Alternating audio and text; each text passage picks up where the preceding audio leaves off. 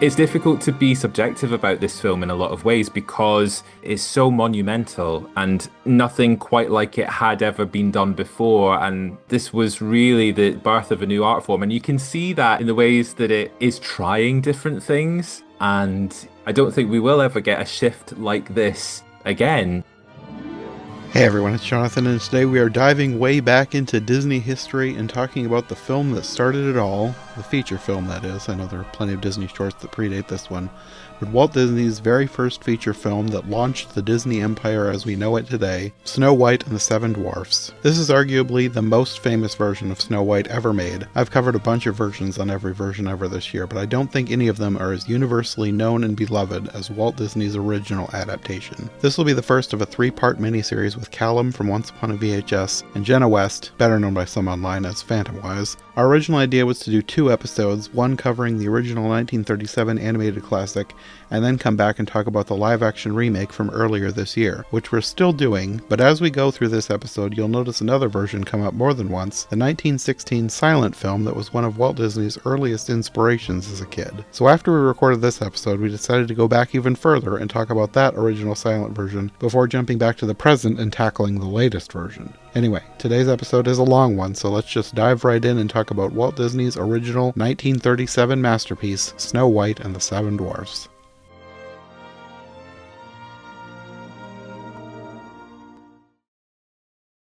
So I figured for this one, since this is like one of those iconic films that everyone has probably seen a million times, Hmm. I thought I would see if you wanted to share when you first saw this one. For me, I remember I was a kid. This wasn't one that we watched a lot, and I don't remember whose house it was, but I remember where I was when I saw it for whatever reason. Because I think this is one that I knew was out there, but it was never one that we borrowed from the library. And the first chance we got to see it, we were at, I think it was like a family friend's house or something, and they had this one, and we're like, we've never seen this one. We have to watch this movie. But it wasn't one that was like on repeat like some of the others. Like with me, Bambi was like by far my favorite, with Fantasia close behind. I watched those anytime I got a chance. This one I watched once in a while, but it wasn't like a must see. But I still remember the first time I saw it. So for me, to be honest, I don't remember what I thought when I saw it because I was very young. So I remember the circumstances around it more than I do my memories upon watching the film for the first time. So I was pretty much a toddler, a very young child at least, when this movie came out on VHS tape in the 90s, and it was a very big deal. I remember the adults talking about what a big deal it was for Disney movies to be on VHS tape for, to watch at home. Hmm. As a kid, I'm just like, um, you know, have you ever seen this is so random. Have you ever seen the viral video clip of like a mother telling her 2 daughters in the car that we're going to Disneyland? And the older daughter's freaking out. The youngest daughter just looks really confused.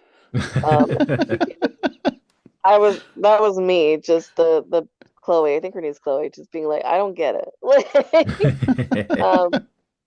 apparently I was told that it was the first movie I sat partially through, so I must have liked it, but I don't remember my actual thoughts on first time watching. I remember the release of that VHS as well. I think it must have been for the 60th anniversary in Oh, 1997.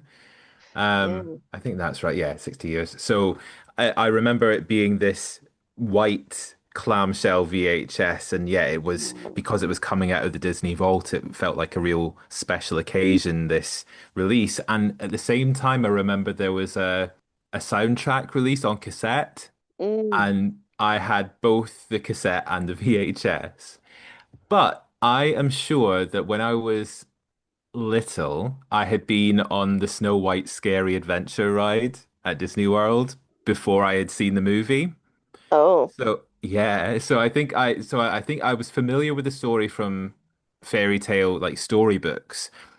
And I had been on Snow White Scary Adventure, and I guess I must have seen like clips or maybe on the sing-along song videos, like little bits of Snow White, but it wouldn't have been until 1997 in that VHS release that I saw it, watched the whole movie at home. So yeah, I enjoyed it. It was one of my favorite Disney movies, even though, that was we had Beauty and the Beast and The Little Mermaid were my other two favorites at that point. But yeah, Snow White was up there for me when I was little. Looking at it, the VHS, I don't know about for you, but in America it came out in 1994 with tracks because that was Ah. 1992. But I do remember the 60th anniversary as well. So I went for a second. I was like, wait a minute, was I old? No, okay, yeah, it both because there's so much. It was such a huge event. I remember there being like so much merch for it. Um, Yeah. I had quite a bit. I had a Snow White birthday cake that year. I was older.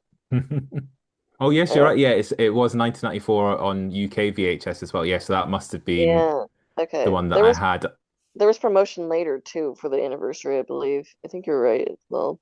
Yeah, maybe I'm mixing the two of those up. Yeah, it is definitely this one with the sort of white background and the Queen hovering over the logo saying Snow White. I actually never realized just how like good that cover was. It's a good cover. It's great, isn't it? It Yeah. is, Yeah. yeah. Honestly, might be better than what's the current cover? I have to look. What is The it? I think it It's well, the one better. I have is the signature one. It's very simple. It's like a white background. No, the one they have now apparently. Oh wait, no, that's 2009. Wow, there's been a lot of covers. Yes. Yeah. This white one I think is definitely my favorite one. Yeah, I don't really like the blue one with the big close-up of Snow White and the apple so much. Yeah, I don't like that one. I think I like the VHS cover the most, but that might be nostalgia talking. I'll admit that. I usually feel the same way. A lot of times it is nostalgia, but they did really great covers in the 90s. Yeah, they did. Hmm. Well, I don't think I had seen this in quite a while, because this is one, like, I technically have done an episode on this, but I did it before I had started podcasting, so it was back in, I think, 2018. That might be Oh the my last gosh. time I watched it, because I Mm. just did a video review back then. Like, I hadn't even thought about getting into podcasting at that point. So, a lot of times, what I've been doing is if I covered something on a previous podcast, like on the Disney Movie Marathon, and I'm going to be covering something that'll fit into on a series for like every version ever, I'll just take the Disney Movie Marathon episode and just reuse it.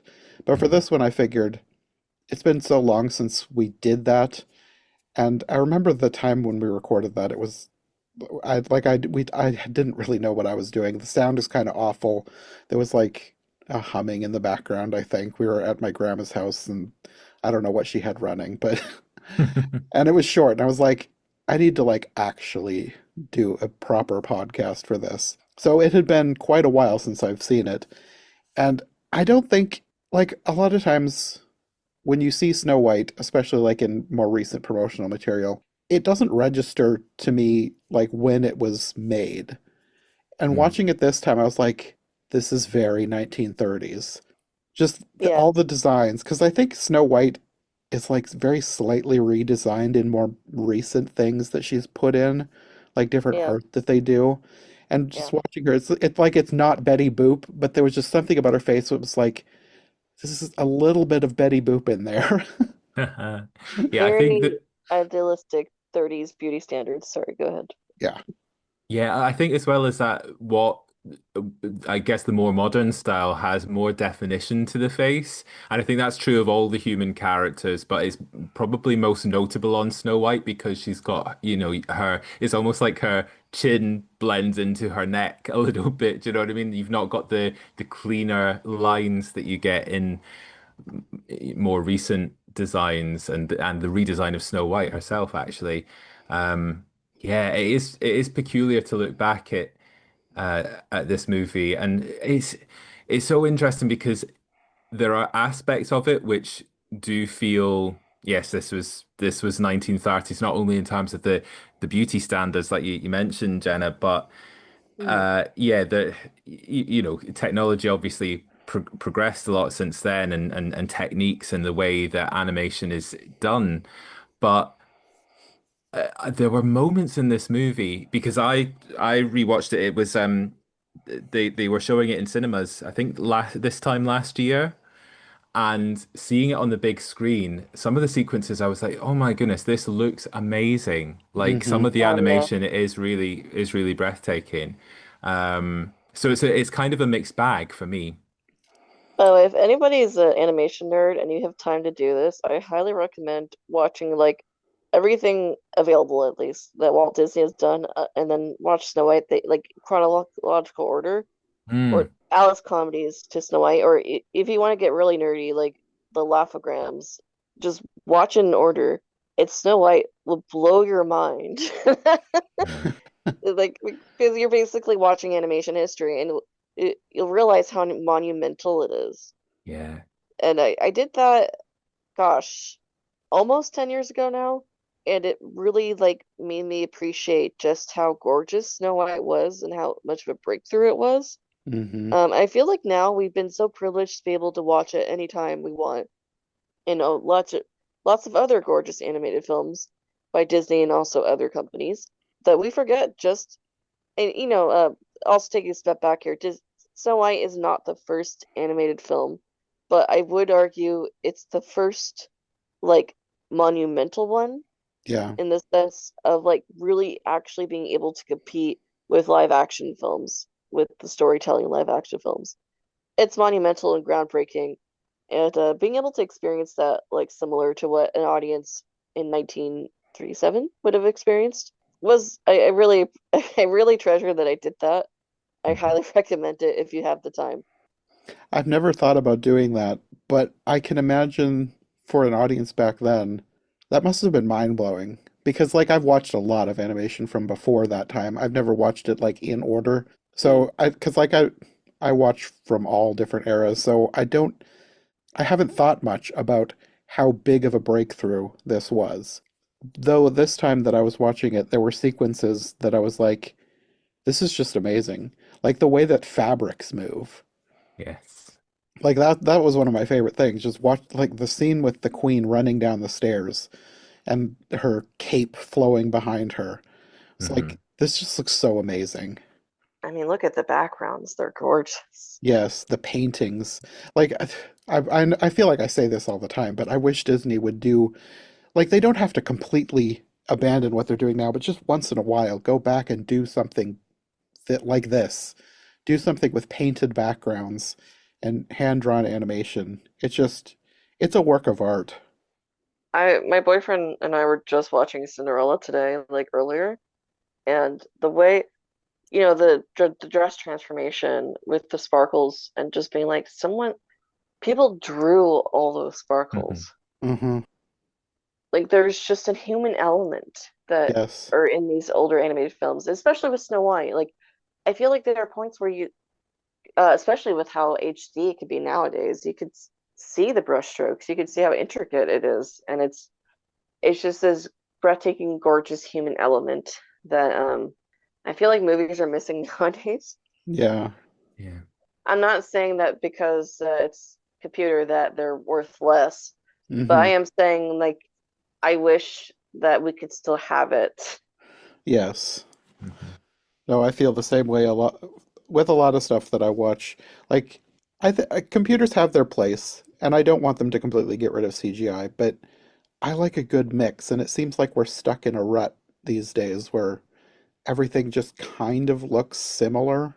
And to go back and watch something like this, it's just a night and day difference. It's like I don't love everything about Snow White and the Seven Dwarfs because there were parts where I kind of got a bit bored with the dwarves. But Mm, for the most part, it's watching a work of art. It's like a moving painting. It just looks I so agree. good. Yeah. Yeah. Just Yeah. it makes me kind of sad we might not see anything like this again, unless it's like an indie art film. Yeah, there are studios that are doing some things, but a lot of them don't have enough budget to do something like this. Like there are other studios that do 2D hand-drawn animation, but they are very simple looking. And that's not to say they're bad and the stories aren't good because they are. They're very well done for what they are. But just like making something that looks like a painting that can move, you don't see these days. Actually, that's something I thought about, like, because I remember, sorry, a little bit of a tangent.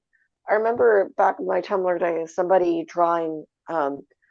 made an art piece of that was like an impressionist painting, but in a Disney style, and being like, in their caption was, "I had a thought, what if Disney like did a movie in the style of impressionism?" And I was like, "Oh yeah, that's a neat idea," but I was like, why don't they try to do stuff like that nowadays? Like you could still do make it look like art with computer animation, but it just feels like a lot of anime movies are kind of stuck in the photorealistic. Like they're not Mm-hmm. trying to be more artistic. I don't know, it just seems odd to me. Yeah, Why not have fun with it? I think that's the thing. I think Disney and so many of the other mu movie studios and media companies are so risk averse Yeah. nowadays, Yes. that making any big swings, and that's the thing. At the time of production, like people were calling this Disney's folly, right? They thought Yeah. that this was, how is he spending all of this money on a cartoon, like a feature-length cartoon? It just, it blew people's minds, and they really didn't see how that could succeed until they actually saw the finished product. And yeah, it's difficult to be subjective about this film in a lot of ways because Mm. like you mentioned, it is so monumental and nothing quite like it had ever been done before. And we will. I don't think we will ever get a shift like this again. This was really the birth of a new art form, and you can see that in the ways that it is trying different things. It feels Mm. like it is a little bit of a mixture, like you mentioned, John. The some of the stuff with the dwarves I found a little bit boring because it almost felt like an extended silly symphonies Yes, that's Mm. exactly how I Yeah. felt. bit. Yeah. Yeah, and I'm not really such a huge fan of anime or kind of cartoons that are just that, like the silly symphony stuff. That doesn't do much for me. I prefer there to be a bit more plot and character interaction and things like that. And yeah, this was the first movie that married those elements in this way. And yeah, it is pretty mind-blowing when you think about it, like what this film was able to achieve. And obviously it made stacks of money. It was critically well received, but it was such a huge risk that Walt Disney was taking in putting this together because there was no guarantee that it would succeed. I think, talking about Walt's risk here, I think this is where the Disney company is failing a lot nowadays. Hmm. Which, Mm, and I say this with love, obviously. I love the Disney company. It's very close to my heart. Um, but that's kind of the problem is I feel like they've kind of lost the heart of their storytelling right now. And actually, it's not just Disney. I think it's an industry-wide, entertainment industry-wide problem right now is there Hmm. doesn't seem to be a lot of storytelling coming from the heart right now, and there doesn't seem to be a lot of risk taking. Walt was very good at being able to reach out to people with stories that touch deep inside. Again, I just saw Cinderella, and I actually started tearing up at one point. Um, but like Snow White too, there's such a like I don't know about you two, but at least for me, when I've watched Snow White, and I always somehow forget this, but when I am watching it, I think about like how much I want Snow White to succeed because Hmm. of just how much I like her as a character. Um, mm-hmm. it actually kind of distresses me. I'm not distressed, that's not the right word, but disappoints me when people don't like her because I'm like, what is there, not really to like? She's a hard worker and she she hopes and and maybe that's why people don't like her, but it's like I don't know. I think there's strength in kindness, I guess. So I like these characters that have kindness. Um, and I'm just realizing something about myself. It's I I think it's I also think she's very nurturing. I'm like, oh, maybe I like her because I'm nurturing. But maybe this is a me thing. Maybe I'm projecting on her. But I but a lot of people do. But it's I don't know. There's something just really likable about these characters. Um, you want to see them succeed. And I just feel like that's kind of missing right now, is these stories that touch people's hearts when they watch them. It's funny you should bring up Cinderella because obviously with Snow White being the first animated classic feature film, it borrows some elements from the Cinderella story because in most traditional tellings of Snow White, it doesn't have this element of her being like a scullery maid for the queen. That's something that has been added for this 1937 film.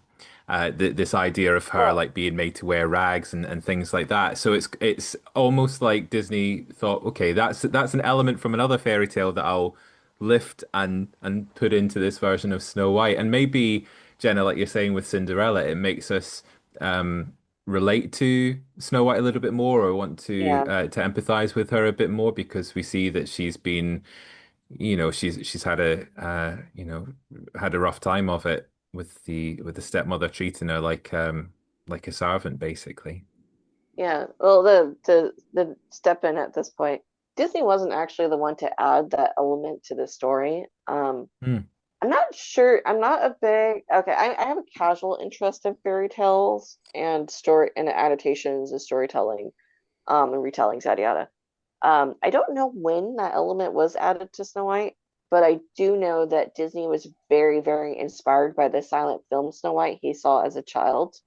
I was going to say, And I haven't that's seen it yet, but I was looking yeah, into that one as a potential one to cover because I had read do that. So I wonder if that is one. yeah, I wonder if do that's where. cover it. It's actually quite good.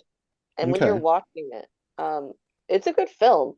And when you're watching it, you'll be like, wow, this is a lot like the Disney Snow White. But it came first. It is really you'll see a lot of inspiration. Like the dwarves have personalities, for instance, is a really big one. Snow Okay. White is a scullery maid. So there's a lot of elements. If you love the Disney Snow White, I highly recommend checking out the silent film. It's quite good, and Snow White is so like the actress for her is so likable and charismatic. Um, it's kind of a shame it's kind of fallen from the public eye, but that's kind of the fate of silent films. But I would say it's one of the like classic silent films. It should be at least. It should be up there with Phantom of the Opera. Yeah, I've been trying to watch more silent films, especially for the podcast, but like it's not something that I'd ever watched as a kid. Like I didn't watch silent films other than maybe some Our Gang shorts. Yeah, I need to We watch had more some of too. those. But like to Um, just watch a short film, I haven't watched a ton except for the podcast, so I'm trying to find more to watch. So I thought I should look into some of those for this series because I know there's a bunch. yeah, I do agree that it does make that is part of why Snow White is more relatable and probably why it was added to the story of her. Like, yes, she's royalty, but she's almost a peasant because she has to do these chores and Hmm. um but she deserves more, because I think in our heart of hearts we always feel like we deserve more ourselves. We want more. And yeah, so it gives her a human element. I think also like I don't know, for me growing up, I always loved how Snow White can interact with animals and they're never afraid of her. It's not relatable because that's not the case with me at all. But I wish, or I don't know, sometimes I can. I did charm a very grumpy cat who has bitten people once. Who was perfectly fine with me. So, that's my Snow White moment. But I love that she's able to do that, and it implies that she has such a safe presence that even animals are comfortable around her. Yeah, but classic Disney princessism. But That is kind of a thing. That yeah, Hmm. like all three of the early ones do that. yeah. But yeah, Snow White's the start of that for Disney princesses. That wasn't an established thing. Yeah, the animals are so cute, and I think it also ties in with that nurturing aspect of Snow White as a character, as Yeah, I guess as a sort of a 1930s by way of the, whatever the kind of Grimm brothers telling of Snow White came from, but yeah, this sort of idealized girl or woman who cares for the dwarves, you know, she's cooking and cleaning and she's, she's doing all of these tasks. And, I guess we can kind of talk about how things have changed in how Snow White might be represented nowadays. And obviously there's been the recent live action Oh remake, yeah, which has done some done some work changes. to made some I changes, haven't yeah. seen it yet. Yeah, Hmm. I've been waiting to record this as a before and Hmm. after for the Yeah, podcast. same. Hmm. Yeah, Hmm. but I am curious on how they do that because I know for a lot of people that kind of thing doesn't bode well to them nowadays. Personally, for me, I do see it as kind of I don't want to use the word relatable, but like I do take care of the people I love. So like Hmm. for me, it's not a bad thing, but I understand for a lot of women, or even actually a lot of people, it might not just be women, they don't want that for themselves. Hmm. So maybe they don't relate to someone in that aspect, which is fair. So I'm interested, and I don't know. I have a very strange, I guess I have a very strange position on the live action remakes in general because I don't like them, but I don't, whenever I talk to them, people like they have bad reasons for not liking them, in my opinion. Because I'm like, a lot of them are like hating on Snow White for even daring to change the story at all, and I'm like, No, I haven't seen it yet, but no, let's take a step back here. We've always retold stories. Then Hmm. Hmm. Snow White, not an original Disney story. It is a fairy tale. Disney doesn't have like it doesn't need to be told just like the Disney version every single time. We could change things. Yeah. And that's what makes adaptations and retellings interesting. Yes. Otherwise, what's the point? I like that kind of stuff. So I'm like, that's a bad reason not to like it. Yeah, Hmm. Um, same. I mean, I've yeah, dedicated an entire podcast to it, so yeah. So I'm interested in seeing the change with that because from what I understand, I've heard it said derogatorily that she's a girl boss, but I don't know what that means yet.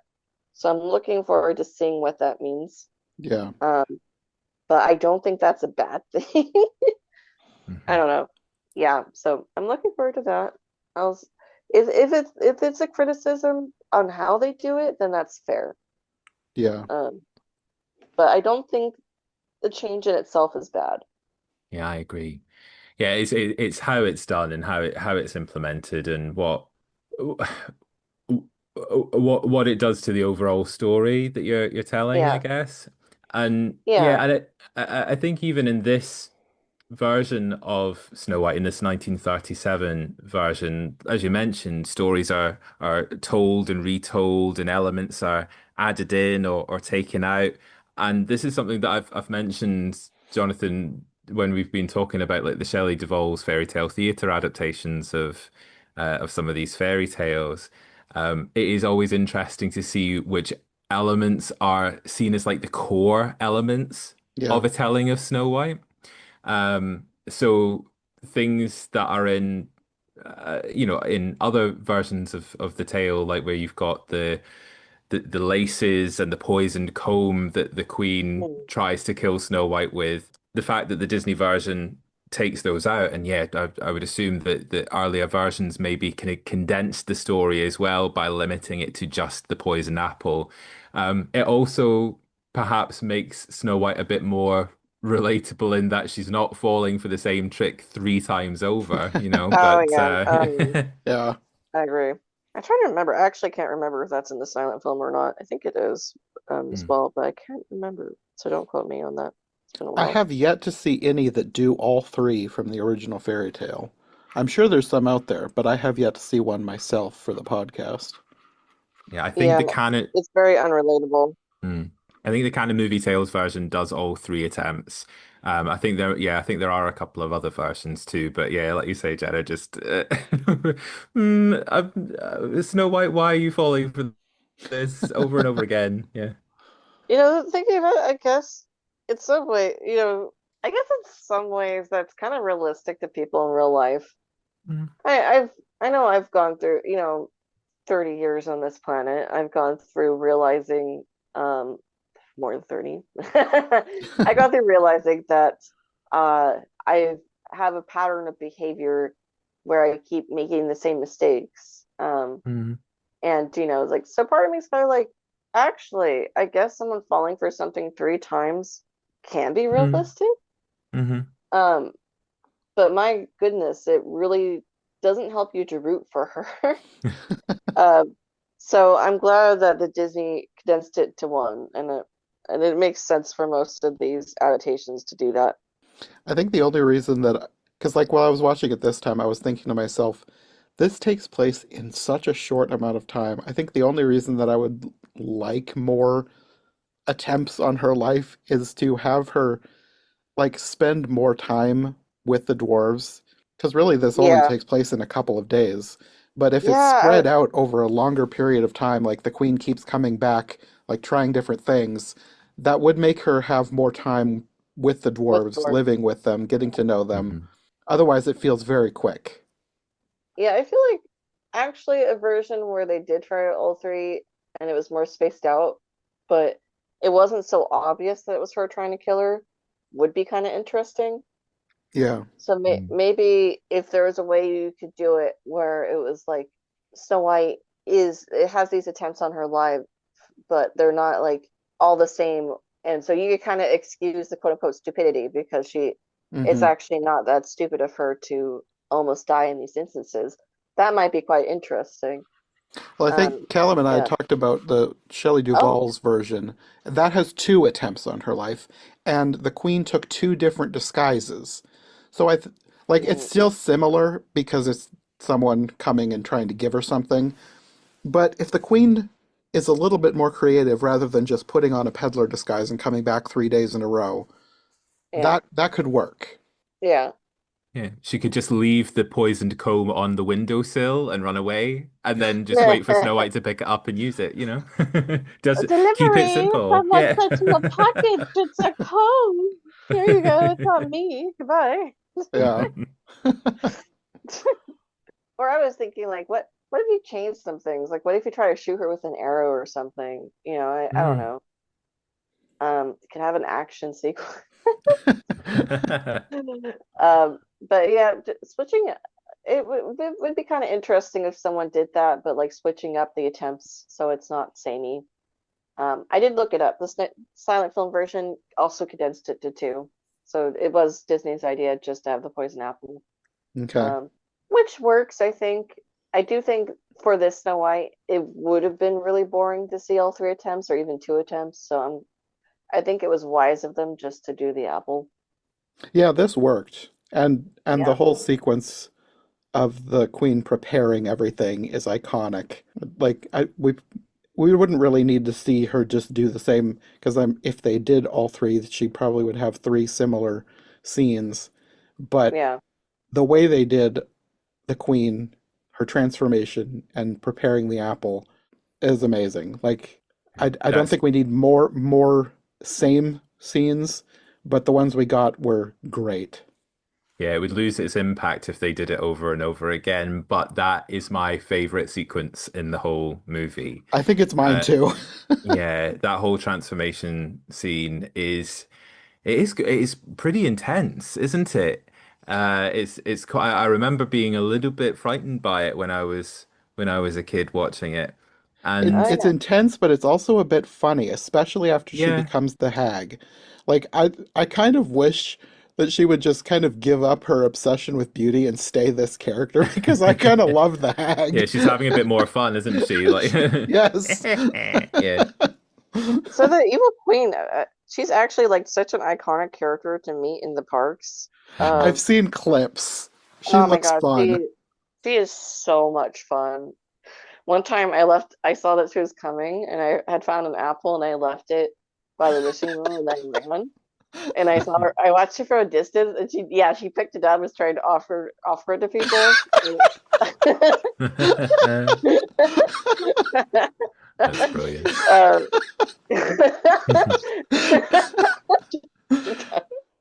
um, but like Disneyland Paris, I believe they actually have the hag as a so in the American parks, it's a sculpted character, so like a mask. They can't talk. So Okay. they people to be honest, I don't find the sculpted hag very fun. Disneyland Paris, they have like a hag with prosthetics. so she Oh can wow. talk. Yeah. And she offers apples to the guest visitors. Like that's the point of the character. And I'm like, oh my God, that's so much fun too. I would love if we could do that. Um, Yeah. can we have both? Like she just like flips around her cloak or something and now she's the hag. That would be hilarious and Yeah, genius yeah, if but somebody could rig that up. yeah, but the evil queen is like perfection. She's the best. She's a little scary, but she's the best. Mhm. And I think that's one of the things that I really loved about Snow White, and I still love about it is that dark sort of gothic element to Snow Hmm. White. Hmm. It maybe sits a bit uncomfortably with the silliness of some of the dwarf stuff. But the even that very opening sequence where you've got that music and it's Yeah. so eerie, that kind of descending scale of on the piano and the Oh creepy yeah. strings and the Queen going up to the magic mirror for the first time. Oh, it's really beautiful, and there is a darkness and a creepiness to that sequence that Yeah, and even when with the mask of the magic mirror appearing, there's something about the mm, design of it all which is quite haunting. yeah, it's at the same time it's a very lighthearted movie. It's a very Mm. like Yeah. um it's a very good blend. I actually kind of wonder if it's kind of the time period it came about in because obviously, they experienced the Great Depression. Um Mm. and I feel like a lot of their media was very hopeful that time. But they were very much aware of the darkness of life. And I feel like Snow White is a really good balance between light and dark in that aspect. Yes. Thank you for bringing that up.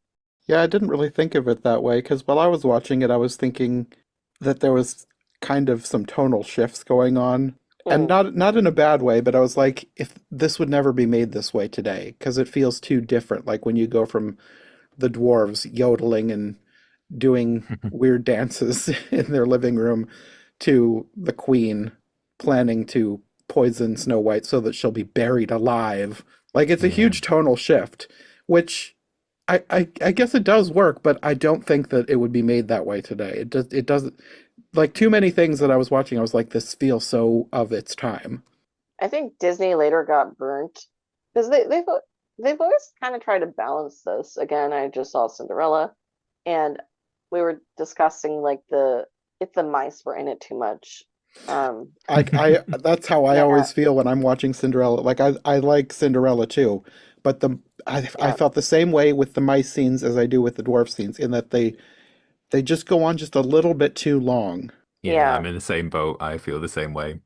I actually feel like the dwarf scenes are okay. I think it's actually the perfect length of time, but it does like border like right at the end of that tolerance. Mm, Um, Yeah. that said, though, like in terms of the scenes themselves, I do think they're really well done, and it's like the idea that so apparently they let animators like suggest their idea for gags, and if they ended up using your gag in the movie, they pay you. So and they just chose like the best of the best. Um, and I think these are really good. They are technically really good sequences for cartoons. yes. Um, and I think it's the perfect balance. I say that. I do think they're technically great sequences and the perfect balance is them not going on too long. However, at the same time, I do feel like we could have a bit more of Snow White. Yeah. Yeah. Like, why can't she be more involved in these sequences? Which, ironically, have you guys noticed like that one day when they meet her is really long Yes. in the whole movie? When you're I actually thought thinking I about it, thought that like, as I was Hmm. watching it yeah, this time. yeah, like oh my gosh, it takes up like half of the film, like going through Yeah. the forest, finding the cottage, falling, cleaning up, going to sleep, dwarves coming home, having the sequence where they think there's an intruder and then it's her, and then she's like, I have dinner for you, yada yada, go wash your hands. And then it suddenly ends after washing your hands. It was supposed to go on even longer. There was supposed to be a music in your soup sequence. And have you guys seen it? It's actually it's a deleted Yeah. scene. It's available to watch though, unfinished. Um, Yeah. I think but music in your soup as well as the silly song and the little the washing up song. And there was another sequence as well that was cut that where they were building a bed for Snow White, and it was Yeah, just a bed for Snow White. oh my goodness. Yeah, I'm glad Yeah, that they made those cuts because I think that would have just been dragging it out a bit too much. yeah. So like I actually so the interesting thing about Music in Your Soup, I feel like it involves Snow White more in their Mm. antics because she's trying to teach them how to drink soup or eat soup like a gentleman, but they don't get it and they and they keep slurping and at some point she just shakes her head like I tried, Um I've had and it with it's these like dwarves. yeah, well it's like I tried, yes, they could slurp, yeah. But I feel like that would have but that more of Snow White being involved in the antics would have gone a long way to making it more about her too, and even about her bond with the dwarves. I would have liked to see more Snow White bonding with the dwarves in Yeah. general, because I do think it gets a little too distracted with just the dwarves sometimes. If I had a criticism about the sequences, I'd just add Snow White in. Having a straight man could be quite funny in these kind of hmm circumstances, you know? So why not? But I do believe cutting Music in Your Soup was probably for the best. I don't think that they could have cut the washing up song and still have Music in Your Soup because the way the sequence seems to have gone planned is it transitions like right into it, Yeah. which is way too much. But I like Music in Your Soup a little bit better than washing up. But like you say, all the little gags and some of the details, like with the organ and the little things popping out of that, there Oh, are I love just that. yeah, some really beautiful details in this movie, which is so impressive. And then when you think about all of the things that are moving about on screen at the same time, like particularly the sequences with the animals chasing about, and there are all of these moving parts on this screen, and you think about, what the animators must have had to do Right. to get that like looking as smooth and seamless as it does. It's Yeah. really impressive. It's also, you guys ever notice the background sequences or like the early Disney films have a lot of faces in them? Mm-hmm. It's I don't think I interesting. thought about it, but now that you mention that, I do remember noticing little faces like in the woodwork, like Yeah. carved, like in Pinocchio too.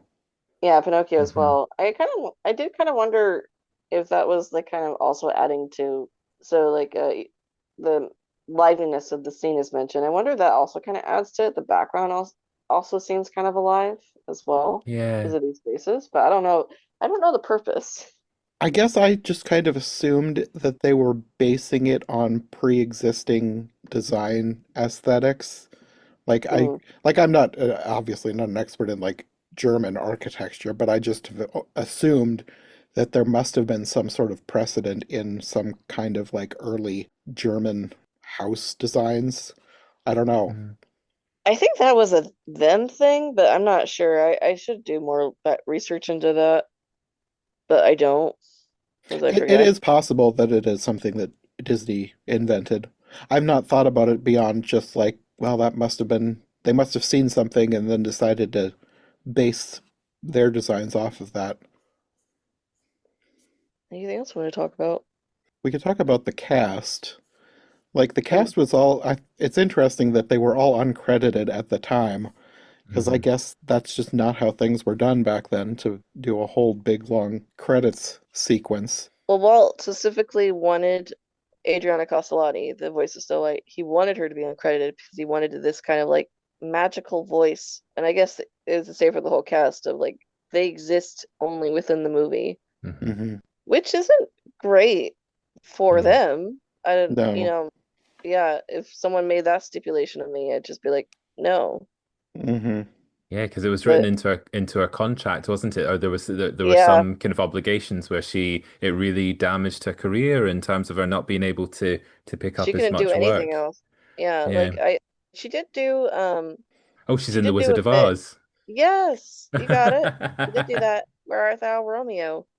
But That's the like one. that's it. And you know, it, it's difficult for me. I'm like, what would I do in that situation? Because this you are basically you have a piece in world history essentially by being Snow hmm White, but you can never do anything else. Would you do it? And she That sounds like loved, a monkey's paw wish. yeah, it does, yeah. It does, but she chose it and she loves being Snow White. I saw a documentary with her in her older age, and you could tell how much being Snow White meant to her. Like Mhm. her Snow White all over her house, her answering machine, like, hello, this is the voice of Snow White. Like, That um, was really good. oh, thank you. Yeah. I that's the first time I've heard someone say my Snow White impression is okay. But but just but the love she had for this character and her how grateful she was to play her, it was worth it to her, which I guess also adds to how wonderfully she played the character. I don't know if I would do it. Yeah, I don't know.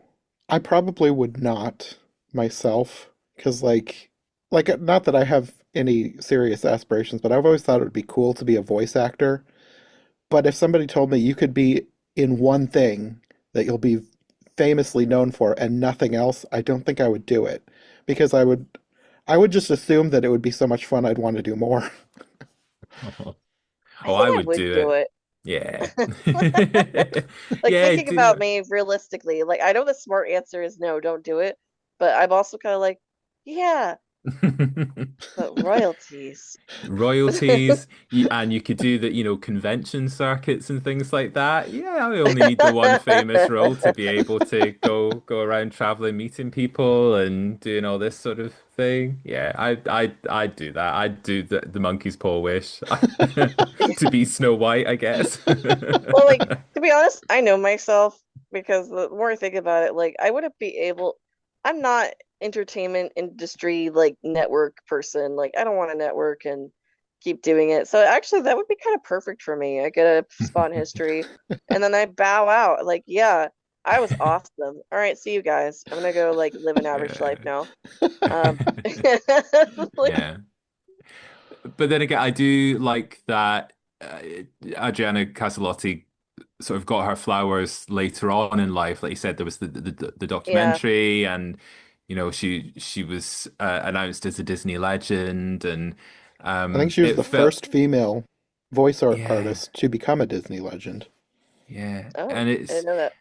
it's maybe in some ways it's too little too late in terms of recognition, but I'm glad that she enjoyed having that role, and yeah, I'm just glad that she kind of got the recognition for it that she deserved in the end. And she was happy with it, so Yeah. it worked out for her. Yeah, that's Yeah. what I was gonna say. I think I would feel differently if it was a case of Walt Disney forced her to never do anything ever again. But the fact that she didn't mind and she loved what she did and was happy through her entire life, that makes me feel better about the fact that she Yeah. didn't do much else.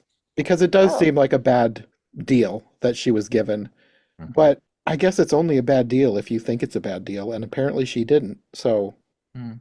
apparently she also, I didn't know this, she did an uncredited role in Frank Capra's It's a Wonderful Life, singing in a Martini's bar as James Stewart is praying. And I didn't know that. There you go. I haven't seen that in a while. That'll be interesting to look for.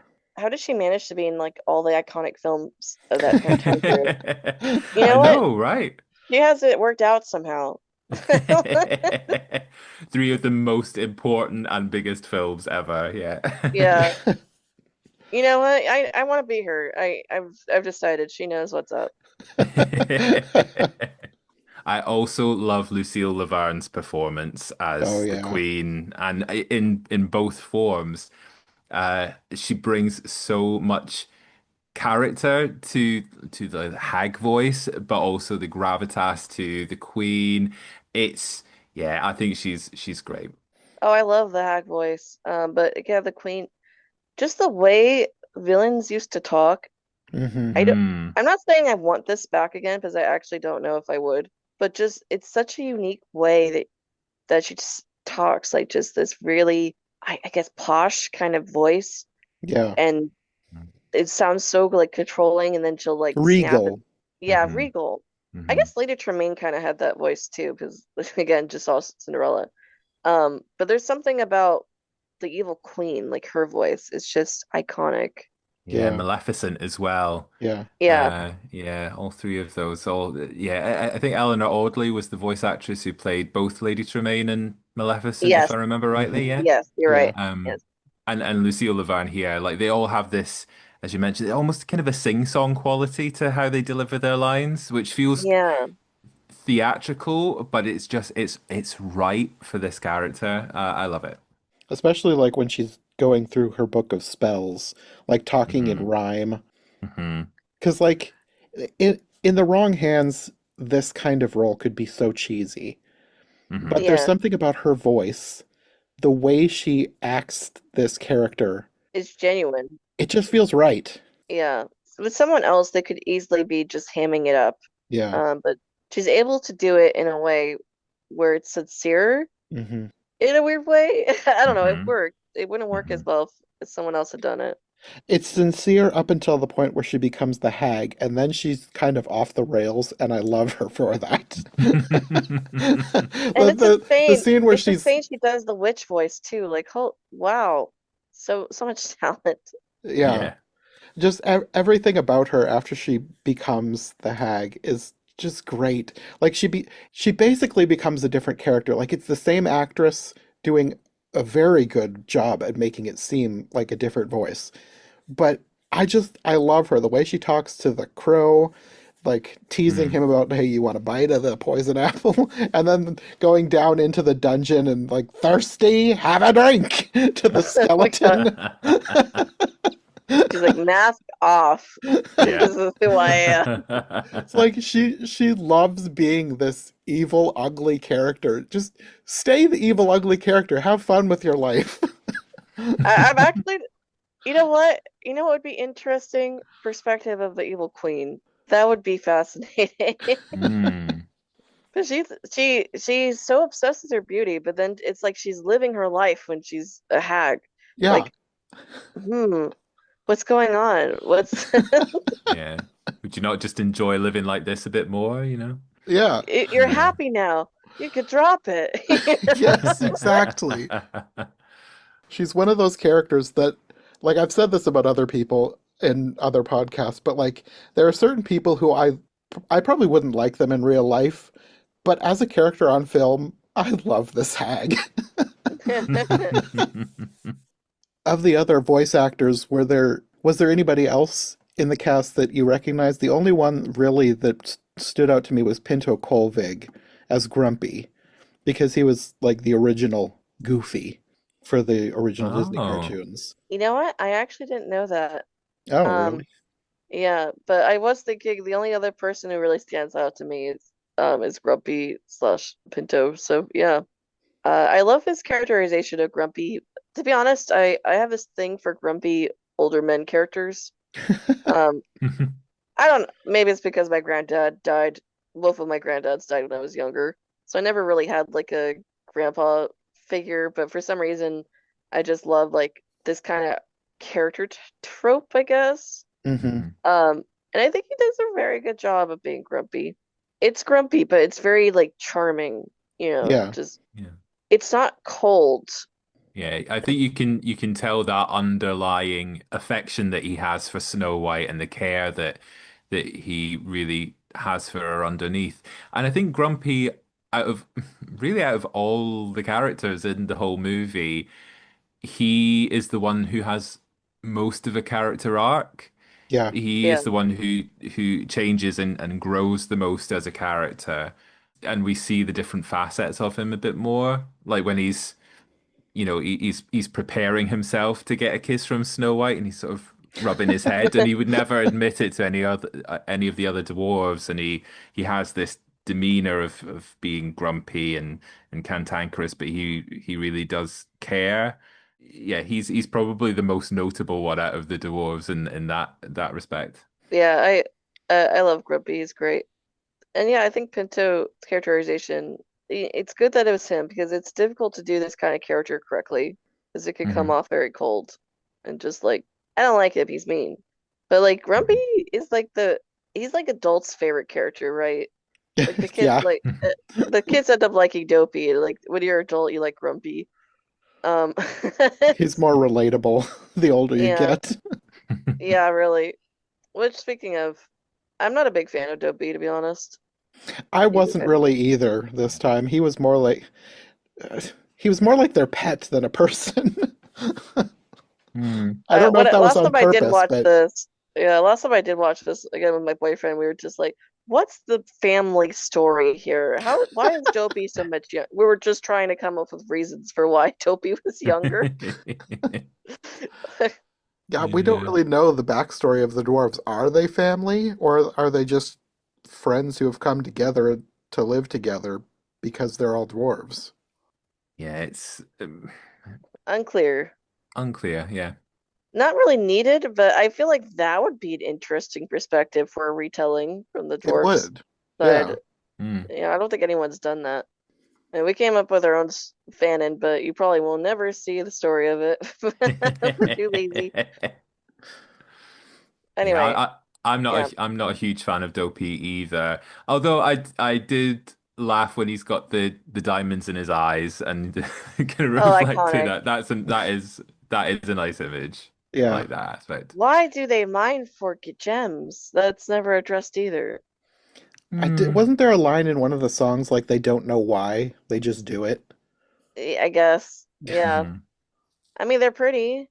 It's Just true. that's just what dwarves do, I guess. They just want gems, which fair enough, I guess.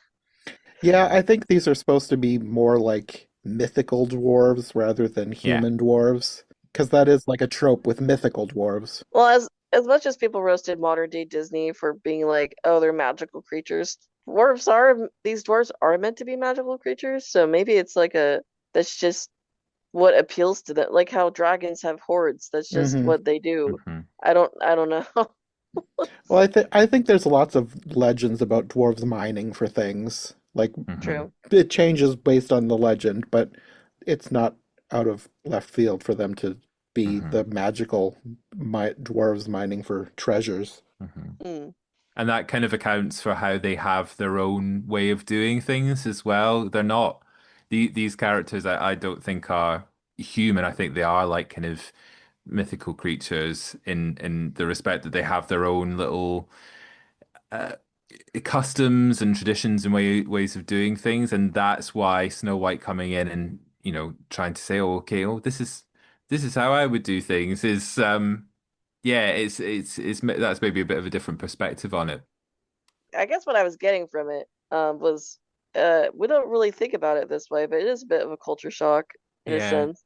Yeah, exactly. Like it's people from two different worlds, and I suppose for Snow White as well, she's maybe had this life where before the stepmother, talk about fanning and like kind of coming up with an explanation for things, but and this isn't this isn't giving any spoilers for the new live action remake, but I suppose you could read into this 1937 film that maybe Snow White had quite a different life before the stepmother came into the equation and got her to work as a scullery maid, and so maybe Snow White has experienced more things than we ever actually see in the movie. But again, that's a lot of conjecture there. And then when she goes to live with the dwarves and is Mm, it's maybe not quite right that she's doing all the cooking and cleaning and doing all of this stuff for them so that they give her shelter. It feels like that's not really fair. That she's doing the cooking and cleaning for shelter. Yeah, I don't know. It's just there's That's such a me thing I would do, though. I'd feel like you're letting me stay. I have to make up for it somehow. I'll do this. It's like, uh, uh I get why people don't like it. Yeah, I get why the people don't like it nowadays, but I think that's probably the idea, especially because it is Snow White's idea in the movie. It's yeah. not like the dwarf said, "You can stay, but you have to do this, this, and this." Yeah, she offers to do it. They don't ask her to do it, Hmm. Hmm. or she doesn't even offer. She just does it. Yeah, well, when she Uh, first gets there, she does, but then she later specifically tells them that since they're letting her stay there, she'll do cooking and cleaning. And well, when yeah, she says cooking, then they're all excited because I guess they don't cook for themselves very well. yeah. But I don't know. I personally I don't have a problem with it because like I would also I don't know. I'm the kind of I need to contribute to where I'm staying kind of person. And if this is the way that would be easiest for me to do it, I'm going to do it. I think But this is one of those yeah, things where Snow White kind of gets unfairly lumped into a bunch of other less well done versions of this character. Mm, I get why people don't like this characterization of making the woman do all the work for all the men. yeah, But like it's well, first of all, product of its time, but also yeah, it's still that's true. not that unrealistic, like to have someone want to do this kind of a thing. Like there are plenty of I feel like a people. lot of people would, if they were in this situation, they would offer Yeah, to do this. yeah, So exactly. Like it's not outside the realm of possibility to have someone offer to do this work in order for you to give them something, whether it's a place to stay or something else. Like, I mean, it's basic bartering, I guess, but it's not even that because like they're freely offering things to each other, and it's not like you have to do this or we won't do this, or it's like they're offering. Like it's another thing where a lot of old fairy tales, Disney in particular, I think gets lumped together with worse depictions of these characters, yeah. and it's one of those things where don't throw the baby out with the bathwater, if you know what I mean, like that. Like Snow White is a good version of this trope, I guess. I don't know. I think it's a lot of people are looking at the broader view of Yeah, fairy tales and what it means, the messages that they are concerned that these fairy tales might be sending, which I mean is not I'm not going to say that they're wrong for doing that because if you want to be considerate of the messages that you're giving to your children, by all means, consider it. Mhm. But I mean, in the context of the story, though, it does make sense for Snow White to offer this, to do this. And yeah, I think most people would want to do this kind of thing. But I could say if you don't feel empowered by Snow White offering to do this, that's fair. Like, I don't know. I do feel it's very unfair criticism of her, though, in particular.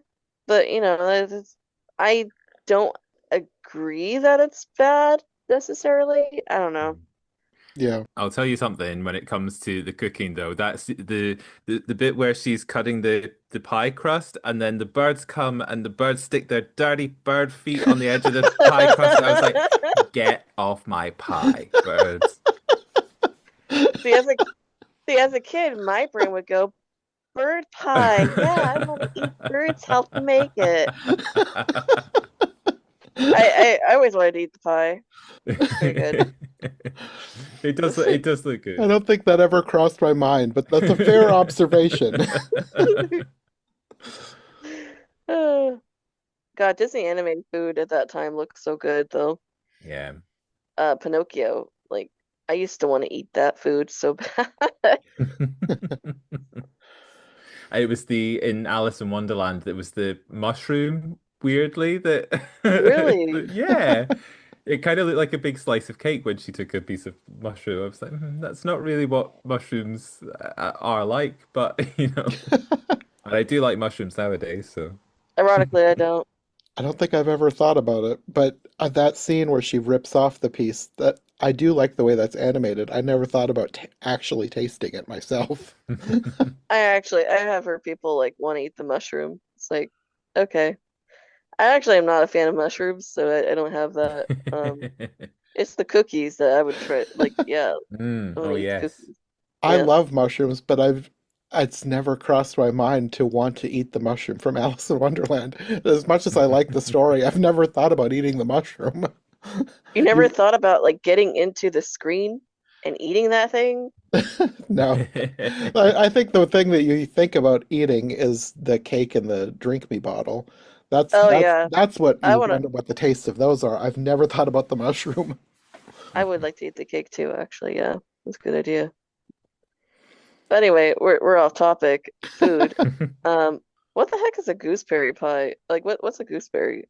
When she's making the pie, the gooseberries are the little green. They looked like peas. I didn't realize that Mhm. they were gooseberries until she said gooseberry pie. I was like, oh, I guess because in my mind I was like, is she making a pie out of peas? That's maybe it's like a shepherd's pie or something. But no, it's gooseberries. They're little green berries.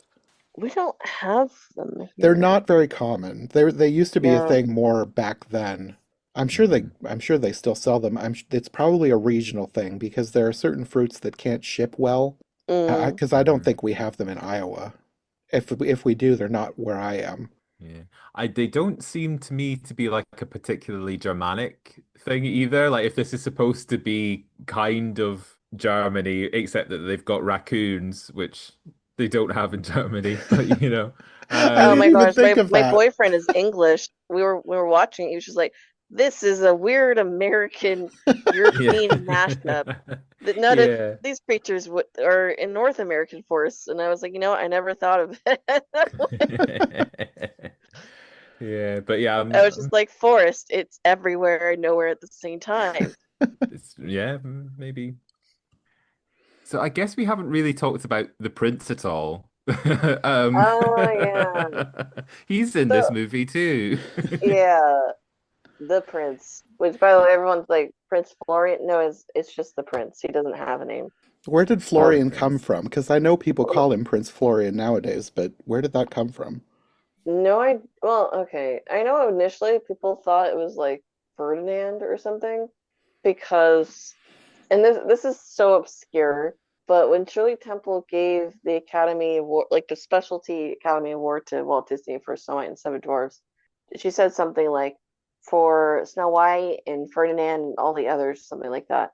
And for some people thought Ferdinand must be the prince's name, and but it's actually it was a Disney short that they Oh, came it's out with Ferdinand the that, Bull. yeah, Oh, that Ah, okay. actually, okay. yeah, that was actually pretty, it did well. Everyone forgets about that short.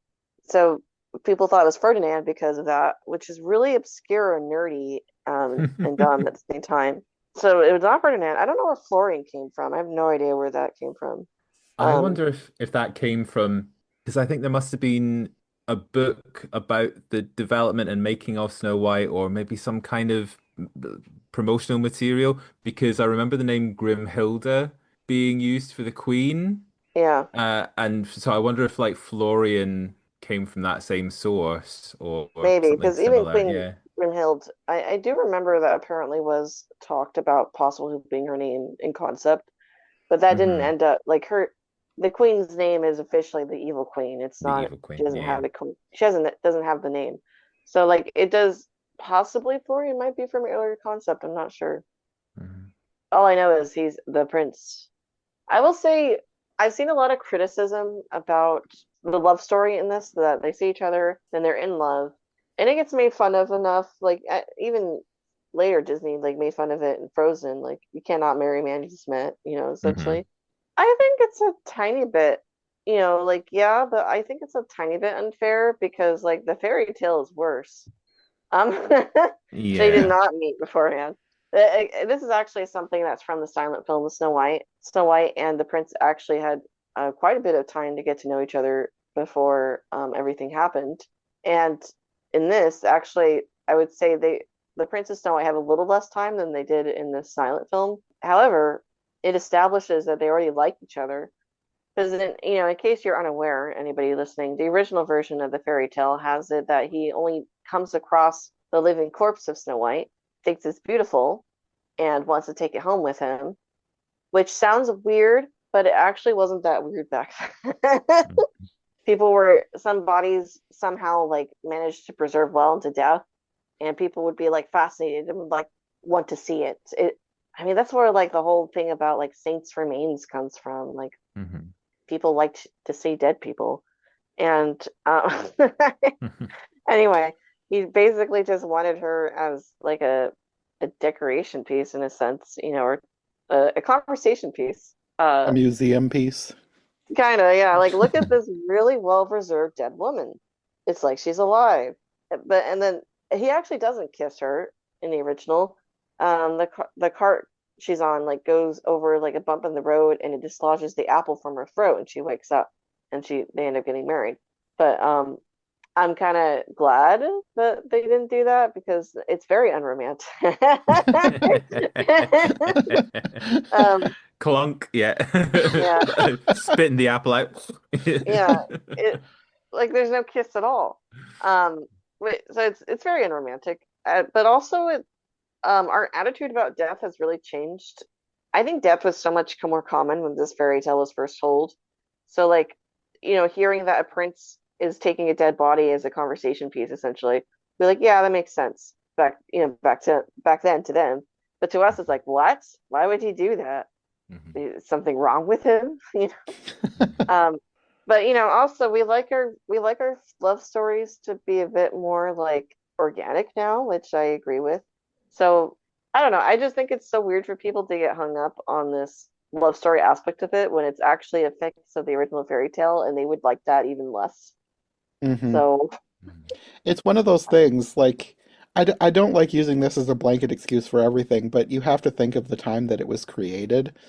And yeah, even with that explanation about the old fascination with death, that's a product of that time that the original story was created. So I think it's unfair to criticize old stories based on modern standards. yeah. Though I will say it would have gone a long way if they had somehow implied that maybe they known each other as children and he was seeing her again as, older. That might have Probably. been Mm. nice. Hmm. Yeah. But, I do think it's unfair for people to judge it. Yeah, like you said, that applying modern standards onto it. When Hmm. at the time they were applying modern standards onto the original fairy tale. Yeah. Yeah. And Yeah. and and again, another thing that I don't like to use as a blanket excuse for everything, but also this is a fairy tale. You don't necessarily need to have it make perfect sense as Yeah. we would nowadays narratively. Like it's fine that they had true loves, like love at first sight and their true love's first kiss. Like it's a fairy tale. It's not something that I think people should get hung up on and get upset over. Yeah, I agree. Yeah. As for his personality, I will say we don't see much of his personality, and that is a little bit of a bummer for, quote unquote, because Snow White and Cinderella as well, and Sleeping Beauty, kind of get, we kind of say they're love stories, but Hmm. they're not really, in the sense of we really get to see, them bond and love each other. I mean, the prince is kind of a blank slate. That's not to say I dislike him. I kind of wish we saw him a bit more, but Yeah. I do like how romantic he is. I think it's sweet. I love the song he sings to her. Yeah, so I wish we saw a little bit more of his personality. Shout out to this is random, but there was a Snow White performer at Disneyland. She kind of had a characterization of the prince when talking about him that made him sound so cute whenever she talked about him. I remember she had someone had asked her once like, what are your plans for Valentine's Day? She said, the prince and I want to throw a Valentine's Day party for the dwarfs to thank them. And he has all these soft feathers that he's gonna put. So if Sleepy falls asleep anywhere, there'll be something soft for him to sleep on. I was like, wow, you're making the prince sound so sweet and considerate. Aw. like, you know. um, but it's like I do kind of wish we were able to see a bit more of his personality beyond just being romantic, but it Yeah. is what it is. Well, there was a sequence, wasn't there, which was cut from the final film where he was imprisoned in the Queen's dungeon, and there Oh was yeah. something to do with a skeleton and all this kind of stuff, and it was like they kind of repurposed that for Sleeping Beauty. But yeah, even just having him do something that wasn't directly related to Snow White might have, yeah, just given us a little bit more of a sense of his personality. Yeah. Yeah. I'm trying to think if there's anything else we want to talk about to possibly contrast with the later live action film. Hard for me to think of it because I haven't seen it yet. Yeah, same. So I Oh, have but seen it. One thing that is worth talking about, which is quite different from how they do things in the live action remake, is music. oh So yeah. we've kind of touched on a couple of the songs that are in this 1937 film, Mm, but the way that music works in this film, and again, it was kind of experimental, this. It was building on what had been done in Silly Symphonies and the fact that they would like record the score and animate to that and this kind of thing. Mm, Um, but the songs they emerge from the score. Do you know what I mean? It's like rather than feeling like separate songs, they flow into the rest of the music of the movie. hmm. And I think some of them are a little bit strange structurally, the songs, but nice. You know, I like the score of Snow White, and it is just interesting to listen to and to compare to something the like Beauty and the Beast or The Little Mermaid, the later Renaissance films where it was structured more like a Broadway musical, and you would have the I Want song, and you would have, you know, songs that were fulfilling a particular purpose. This is like quite an early, you know, it's a different thing. There are maybe some things that are like early versions of those, but Hmm. in contrast with the live action remake, which is very much okay, let's reconfigure things so that it feels a little bit more like a conventional film musical compared to the 1937 film. Hmm. Well, you've intrigued my interest on that. I will say I have heard "Waiting on a Wish" from the live action film, Hmm. and I don't remember at all, so I don't feel like I'm that spoiled for it yet. Yeah, Yeah, Waiting on a Wish is a good example. Like if you, because it basically replaces the song I'm Wishing, right? And yeah, it's a good example because I'm Wishing is kind of a weird song if you think about it in and of itself. And sort of repetitive and then it leads directly into the Princess song. Whereas Waiting on a Wish is more like a conventionally structured pop song with verses and choruses that you would hear, you know, something that plays on the radio. So yeah, I guess yeah. that's it. I like "I'm Wishing" though. Like it Yeah. feels, if I was at a wishing well, it feels like something I would sing to hear the echo. Like Uh-huh. I do agree. It is actually quite a few of the songs are a bit odd in terms Hmm. of the wider context of like movie music. Though I feel like they kind of add to the fairy tale aspect of the movie at the same Yes. time. Yeah. Hmm. They feel more, I don't know what the word is, Kind of organic in a way, don't they? They like feel like they're yeah, part of the, yeah. like I'm wishing. It's her literally using the wishing well to sing back to herself, Hmm. and It's also one of those things that is a product of its time. It helps the movie feel like it is a 1930s film, and I like yeah, it for that. yeah. I think the music works, and they're pretty iconic songs. You got Hi Ho. Um, to be honest, I think that's probably the most iconic song. Um, Hmm. even Probably. over some, even over someday my prince will come. To be honest, I don't really. I feel like that's one of the weaker songs, but it's still pretty iconic. It's better than Washing Up or whatever that song's called. I always Um, I always forget about that song, and then watching it this time, I was like, "Oh yeah, this," and then that scene just keeps going. I think that why was the does part where I no got the one most bored. cover? Why does no one cover Washing Up? You telling me they don't want to? They don't want to sing Actually, that? if somebody did that, I would actually like that. Because, like, I mean, we've talked about this before, but I was obsessed with those Disney Mania CDs when I was a teenager. Oh Oh Like, yeah, wow. I would have loved that would have been a hilarious addition if somebody had covered that. Because, like, in one of them, they covered The Monkey's Uncle, which is from a movie that hardly anybody remembers. It was the theme song to a movie called The Monkey's Uncle. Like, I loved when they would include something obscure on those. So I would have yeah. loved if somebody had covered the washing song. Oh, okay. So it's actually called Blooda Oodle Dum. So it is the Blah, blah, blah, yeah. yeah, the dwarves washing song in subtitle. So everyone calls it the washing song because no one could go over, Yeah. The silly song is okay. Whistle While You Work, again, iconic. I'm noticing a lot of these songs for Snow White are very like based from an organic kind of thing that people do. So you have the I'm singing to a wishing well to hear it sing back to me with the echo. And then you have I'm gonna whistle while I'm working. Mhm, Um, I don't know, just interesting to notice. mhm. I like With a Smile in a Song. I guess it's also kind of a weak song, but I like it. I don't know. Yeah, I I like think it. it's a good break from the darkness that just occurred before it, kind of transitioning into a more lighter tone. And then also it's part of what makes endears her to the animals that are witnessing the song. And I feel like it's so reminiscent of a lot of people's attitudes during the 1930s. Again, like there's darkness and there's no use in grumbling. You have to remember you're the one who can fill the world with sunshine. Hmm.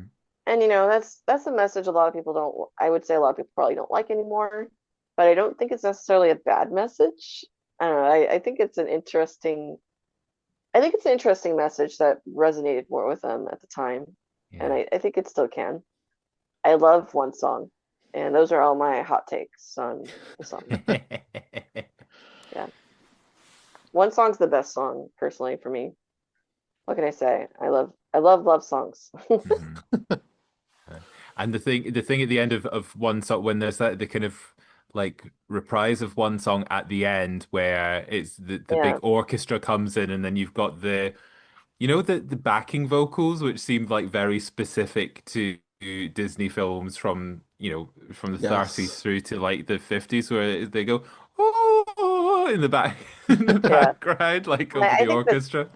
I feel like that was like kind of a common characteristic of films at that time that we Mhm. kind of lost, but we only really get exposed to from by Disney films. Yeah. Mhm. But yeah, there's just something so magical about the in the Mhm. background.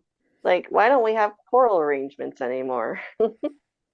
Again, that would be something that, not that I want them to like completely go backwards, but like once in a while, just make a movie with more of the things from the old Disney movies, and that would be one of the elements that they could include. Just a really That was good what Wish background was supposed choir. to be. Wish was supposed to do that. My goodness. Anyway, Oh, wish. Wow. That's a discussion for another day. yeah, I'll try not to go on a tangent, but like watching the film was really like, Wish could have done that. Wish could have done this. Yeah, I'm wishing that Wish could have done this. You know. There's lots of Anyway, things that Wish could have done, but didn't. yeah. But regardless, anyway, back to focusing on Snow White. Yeah, it's a solid soundtrack. It's not my favorite Disney soundtrack, but there is something beautiful and really sweet about it. Hmm. Mhm. And overall, this is just like a sweet film. It makes the formula for the rest of the Disney movies. Main character, not necessarily a princess, but people love their princesses. You have the bad guy. You have a little sidekick for the bad guy. You have the sidekick for the main character. In this case, Snow White has a lot of sidekicks. She has animals and dwarfs. And yeah, I don't know. It's just kind of iconic. I never really thought about it before, but I bet Snow White would hold the record for the most sidekicks in a Disney film. Yeah, yeah. I can't even count them all. There's too many. They went So big on the few. first one and they can't top themselves. Yeah, even Cinderella doesn't have as many sidekicks as she does. But then again, she has a lot of mice. They might they might be able to challenge each other. But Cinderella kind of had to win her animals' love, whereas Snow White kind of charms them to it rather easily. So if they were close, I bet she could charm more animals to win.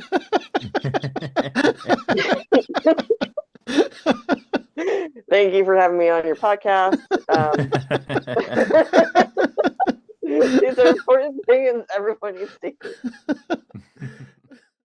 You mentioned the scene with right after the dark scene at the beginning, but we didn't talk about the actual scene in the woods. Oh my gosh, yeah. Mm. That How scene could is we? so brilliant. I love the way they do that with all the creatures that may or may not actually be creatures. This Yeah, is where the background painting with kind of I'm so sorry, but where the eyes really come in.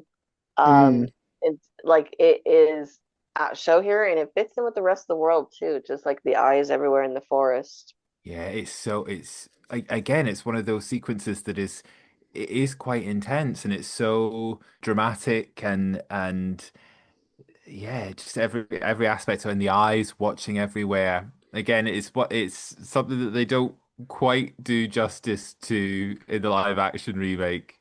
Not to bring that up, but yeah, Somehow I'm not surprised. I don't feel spoiled by that. No. yeah, but A live but action remake not being as good as the original? Gasp! oh, imagine that, yeah, but Someone's like, why wasn't it as good as they didn't have the eyes and the trees in the background? no, exactly.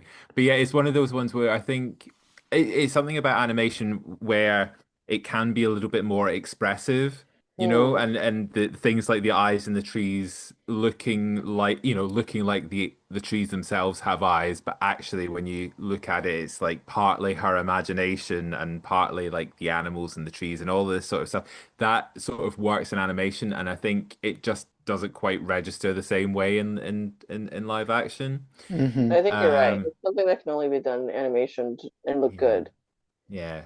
But again, it's such an evocative sequence, and yeah, another really memorable one for me when I was a kid which scared me, but I loved it all the same.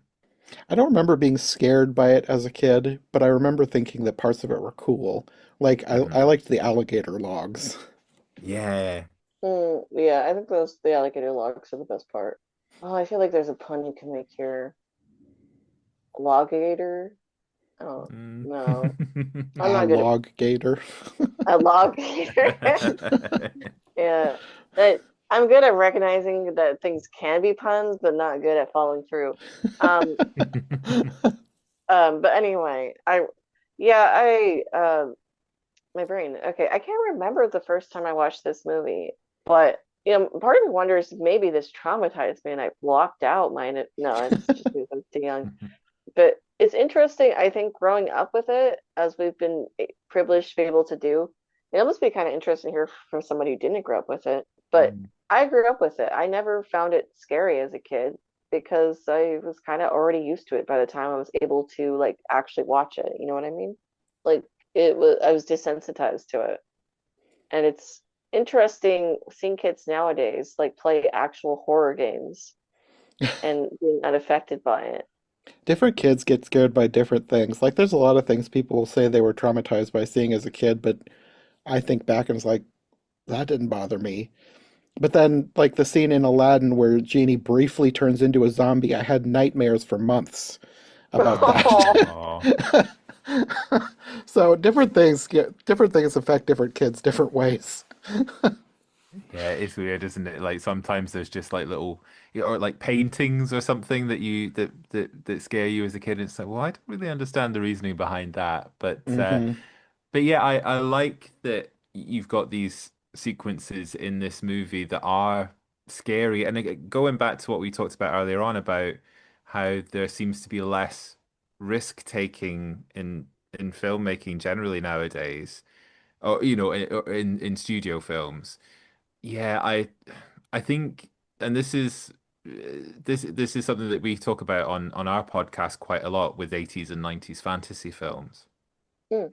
I feel like we've lost a little bit of that element where it's healthy for films and for children or for family audiences to include things that are a bit scary and a bit threatening and have that element of danger to them because I think it is quite healthy for kids to be able to react to something. It's it is harmless. It is something that but I think it sort of teaches empathy and like what it means to be scared and how to feel that and how to respond to that in the moment. So, yeah, I would A lot of like to kids see. like to be scared. Yeah, Yeah. exactly. Mhm. Yeah. Um, so yeah, I would like to see a little bit more of that because I think so much of the entertainment for kids nowadays feels a little bit safe, if you see what I Really, mean, or a little bit bland. see Yeah. like I feel like actually a lot of well, I don't know, it's weird, right? I feel like what a lot of kids absorb nowadays is horror oriented. Mm. Like maybe last year, now I feel like an aged goblin. I don't know, but like they were all into the Poppy Playtime, which is like a horror game or Yeah. something. And I was like, I don't understand. I would have been I could never when I was a child, I could never be into this because when I was a child it was very so like early 90s was very sanitized, at least from my perspective. I can't remember anything my parents put in front of me that would have been classified as a horror game or a horror show or anything. But these kids are like watching it on the daily. I don't know. I feel like if anything, they're not monitored enough nowadays. Yeah. No, you're right. Um, You're absolutely right. Yeah. yeah, it's a weird balance though, because at the same time, I'm like being a little bit scared is good, and kids like to be a little bit scared. But like when's it too much? When are we being too sanitized? It's a difficult balance every parent has to face, I think, as well as society as a whole. Snow Mhm. White, I think, is fine, and I think what makes it good too is like even if a child is scared by the sequence, there is lightness afterwards, Yeah. which is part of what the smile in the song is supposed to help Yeah. with. Like, yes, life gets scary, but we continue on. It's there's where there's dark, there's also light. Like being a little deep here, but that is essentially what the song is about. Hmm. So I think Snow White is fine. It's perfect. I think most kids are not going to find it scary anymore.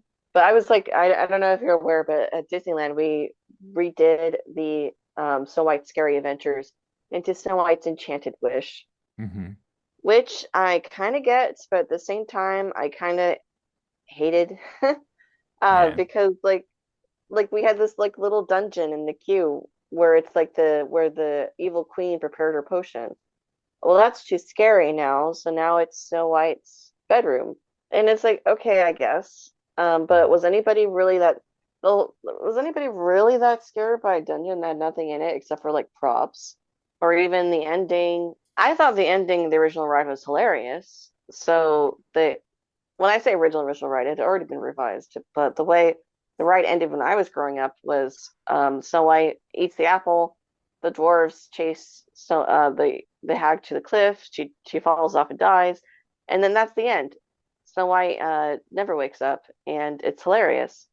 And but Enchanted Wish they changed it so she does wake up and there's a finale, which I'm like, I guess.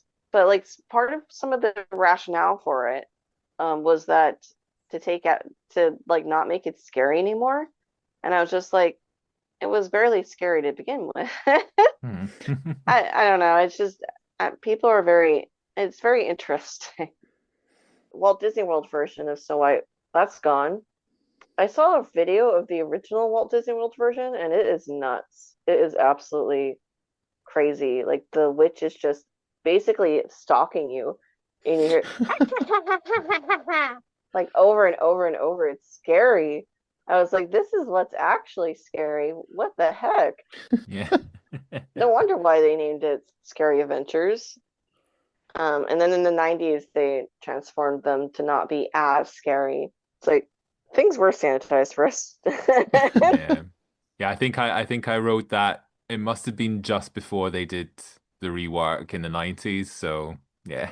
Oh, you got to see the original. I think Nice. I, I think I had the original experience, yeah. Yeah, the original Disneyland Snow White is long gone. There's no, the archival stuff that's left is not the full ride and not like in a ride vehicle as far as I know. It's just it would have been too dark to catch on camera.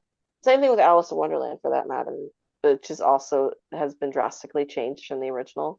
But yeah, so like the Snow White, but it would have been very similar to the Walt Disney World original ride. And I'm like, you know what? I'm okay. I'm okay. I think I would have been terrified as a child. I was a scaredy cat, which is kind of weird why the forest scene didn't disturb me, but I guess I must have desensitized early. Oh, I think that's the thing. Like I was scared, but I loved being scared in that kind of context, and I love horror films now, so I'm quite picky on my horror. I will be like totally fine with some things. I'll even love some horror. And then some other horror, I'm just like, no, no, no, no, no, no. uh Too no much. thank you. Yeah. Yeah, it really depends. I like really atmospheric horrors or Mm. like I guess more psychological horror as well, that kind of Mm. stuff. Yeah. For me, I mostly say I don't like horror, but I think I just don't like horror if it has a bad ending, and I know a lot of ones do. Like if there's Mm. a movie that's like mostly horror but then has a good ending, then I'm fine with it. It's just if I know going into something it's going to have a bad ending, I probably wouldn't even go into it because I don't like a bad ending. If like the whole movie Hmm. is traumatizing and it has a bad ending, it's like, well, what's the point then? Yeah, I hear you. Just to be sad. I don't know what the point is. There's some movies, some horror movies that are just end ambiguously, but we're getting a bit off topic. Snow White's not a horror movie as far as I'm aware. I do believe they made one at some point, but not by Disney. Um, Yes, Snow White, A yeah. Tale of Terror. Oh yeah, Ah, I put Uh, that on my list as a maybe to cover on the podcast. I don't know that I'll actually get to that this time, but I that would be did find that interesting to one. hear from you. yeah, we are definitely going to do it on Once Upon a VHS. So that's so that will be coming soon. Our episode All on that. right. So Oh, okay. Maybe I'll listen to your podcast and then decide if I then want to decide watch whether you it. watch it. Yeah, no, that's a fair point. It's got That's Sigourney fair. Weaver in it as the Queen, and yeah, she gives Oh, quite a that good was performance. yeah. Yeah. Okay, I did see some Hmm. pictures from that one. I forgot about that. Yeah. Yeah, it might be worth a watch. Yeah, you could listen and decide from there. I mean, I've watched other movies for the podcast that I didn't like. Like there's a horror movie version of The Grinch, which I didn't like as a movie, but it was a fun podcast to make. Like for a lot of those, it all depends on what I'm going to get out of it. Like if I get a good discussion out of it, then I find it's worth it to watch it, even if I didn't actually like the experience of watching it. Yeah, but at the same time, like this is a hobby. Like Yeah. if you aren't happy with it, I get not doing it. Yeah. But yeah, it's up to you. Personally, I would. Anything else we want to talk about? I think we've touched most of the things. I think my biggest takeaway is I always forget how good the film is.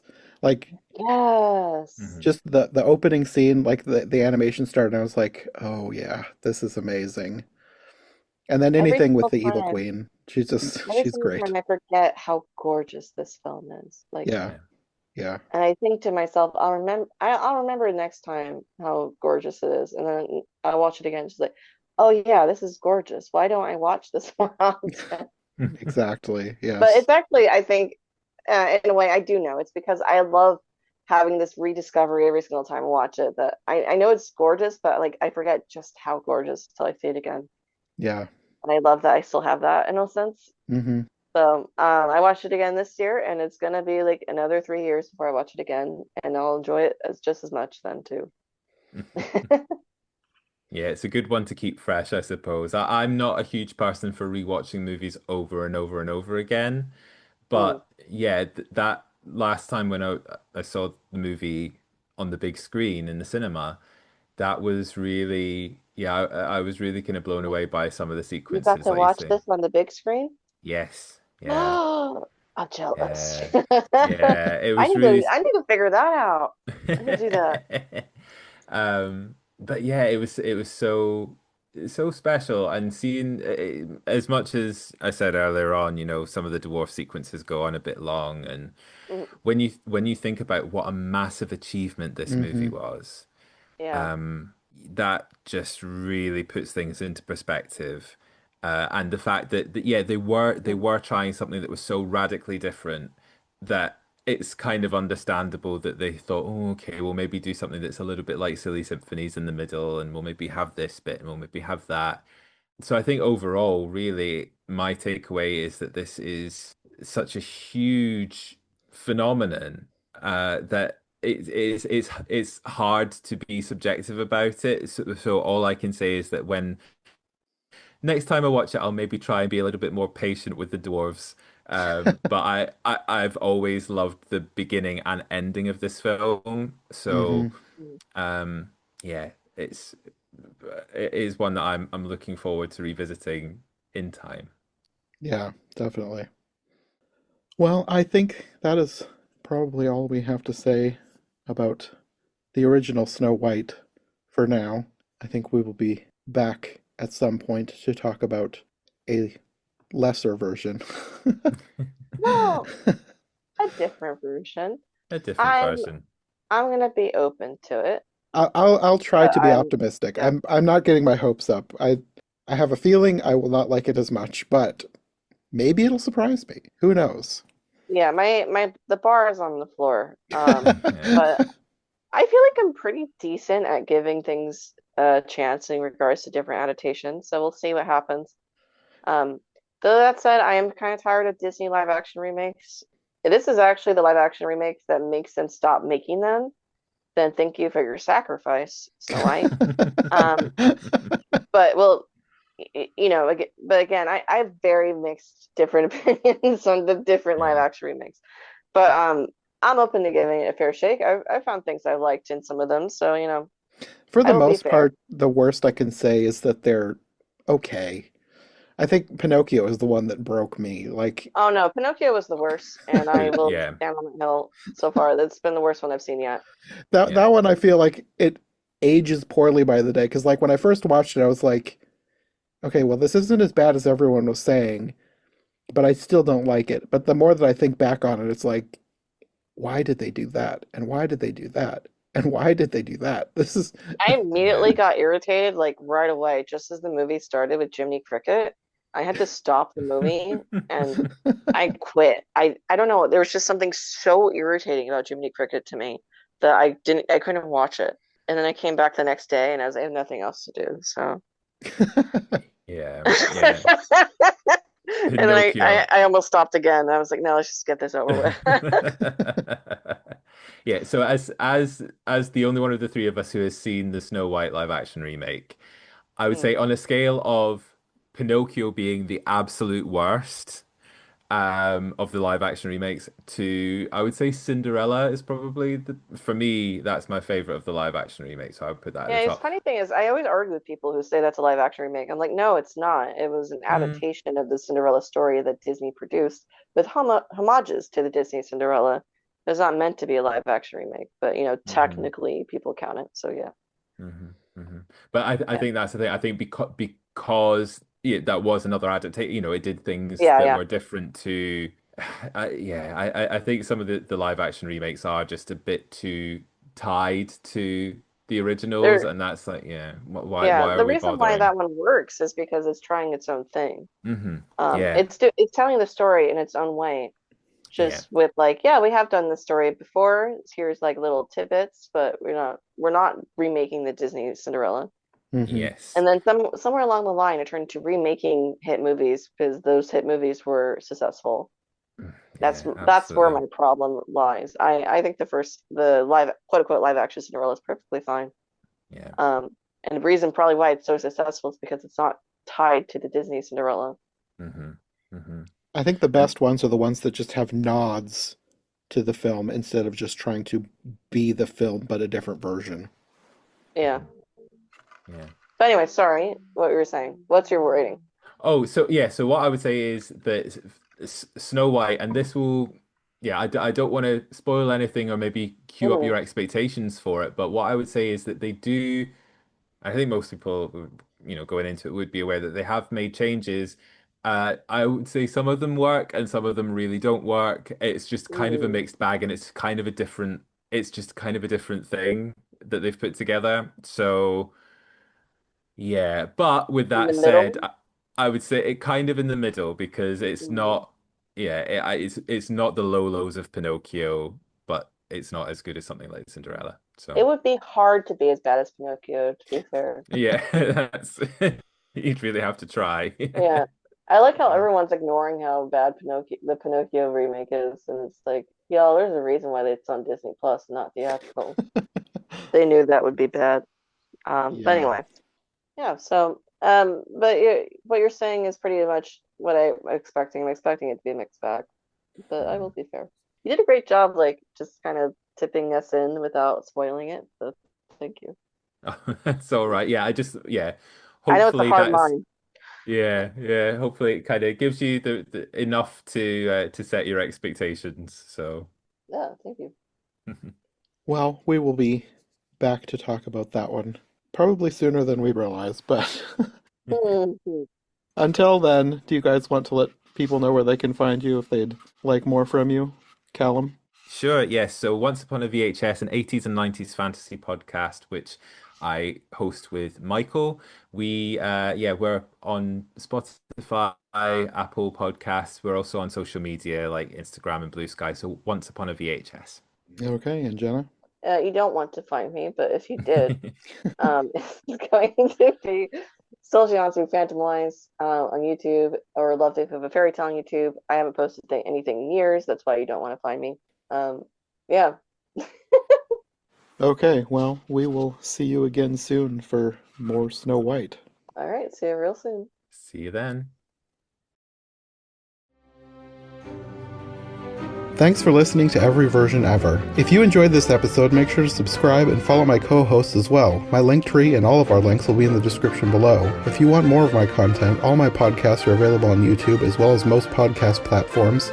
If you enjoyed this show, check out one of the other podcasts or check out my Patreon for bonus and extended episodes you won't find anywhere else. We'll be back soon with another brand new episode, so thanks for listening and we'll see you next time.